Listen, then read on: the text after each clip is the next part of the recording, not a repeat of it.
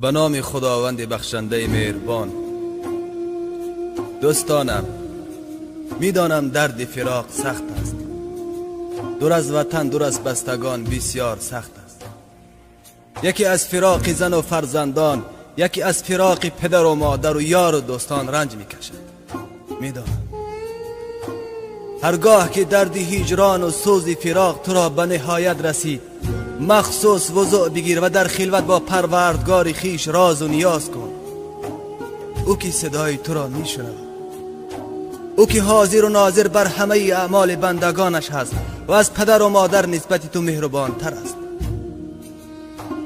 چه بسا نفرانی بودند که دور از وطن چه امید و آرزوهای زیادی داشتند، اما جسدهای بی جانشان به نزد یار و دوستانشان آورده شد.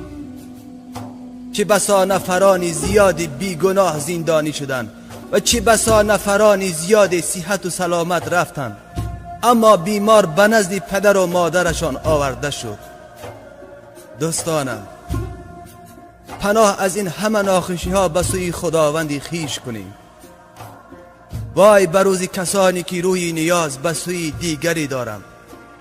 چه بسا نفرانی اند که از یاد خدا غافل شدند، خداوند را فراموش کردند، دست به شراب و دزدی و زنا زدند و با اعمال زشت و ناپسند خیش شیطان را از خودشان خوشحال کردند.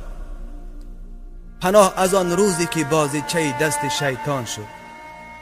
از جمله کسانی نباشیم که خدا را فراموش کرده باشیم، کسانی که خدا را فراموش کردند و خداوند نیز آنان را به فراموشی خواهد گرفت. خدایا، پناه از آن روزی که تو را فراموش کنیم و تو هم ما را به فراموشی بگیری. پروردگارا، ما را هیچگاه و هیچ وقت تنها نگذار و نفسهای ما را به دست خود ما وا مگذار که از خطاکاران خواهیم شد. دوستانم، خداوند دعای غریب را میپذیرد. در حق دوستانی که بی گناه زندانی شدند دعای خیر را فراموش نکنید و در حق برادرانی که بیمار هستند و در حق ما نیز دعای خیر کنید. مواظب خودتان باشید، امانتهایتان را خیانت نکنید، پدر و مادر را نگران نکنید، صحت و سلامت برگردید. شما را به خدای خیش می سپارم. خداوند همه ما و شما را